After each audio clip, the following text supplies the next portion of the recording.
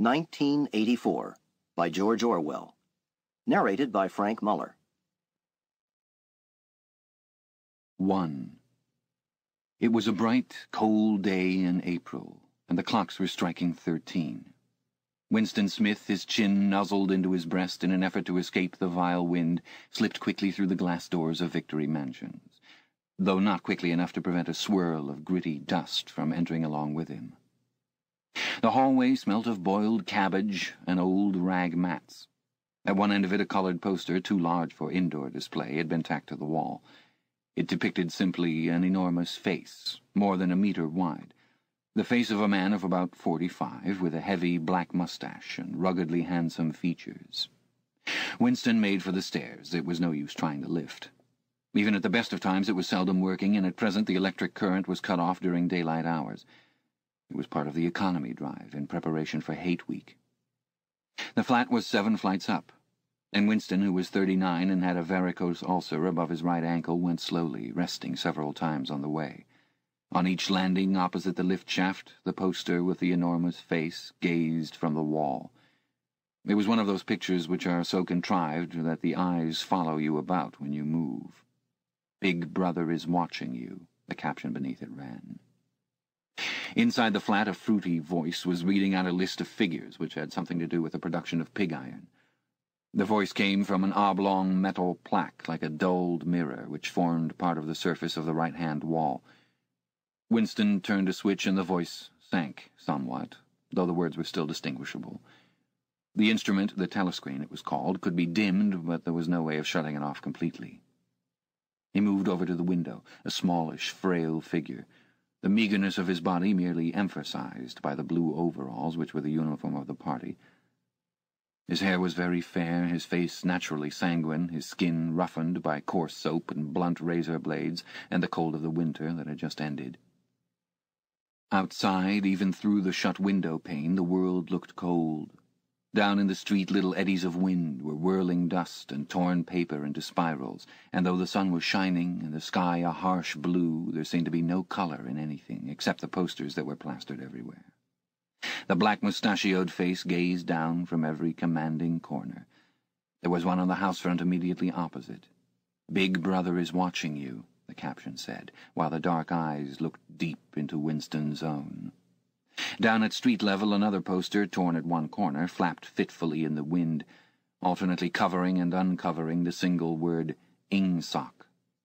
In the far distance a helicopter skimmed down between the roofs, hovered for an instant like a bluebottle, and darted away again with a curving flight. It was the police patrol snooping into people's windows. The patrols did not matter, however. Only the thought police mattered. Behind Winston's back, the voice from the telescreen was still babbling away about pig iron and the over-fulfillment of the 9th three-year plan. The telescreen received and transmitted simultaneously. Any sound that Winston made above the level of a very low whisper would be picked up by it. Moreover, so long as he remained within the field of vision which the metal plaque commanded, he could be seen as well as heard. There was, of course, no way of knowing whether you were being watched at any given moment. How often or on what system the thought police plugged in on any individual wire was guesswork. It was even conceivable that they watched everybody all the time.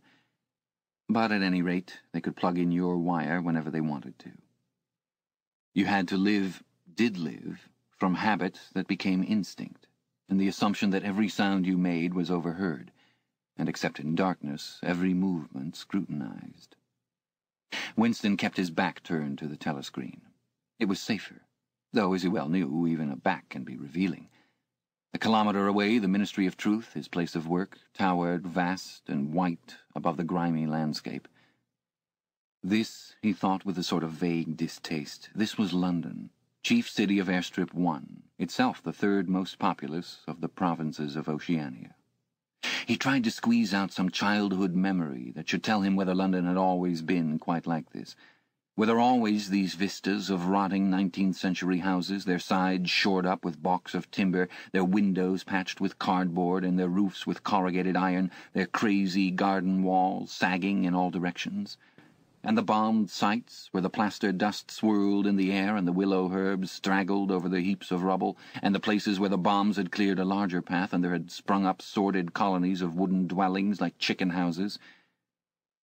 But it was no use. He could not remember. Nothing remained of his childhood except a series of bright-lit tableaus, occurring against no background and mostly unintelligible. The Ministry of Truth, mini-true in newspeak, was startlingly different from any other object in sight.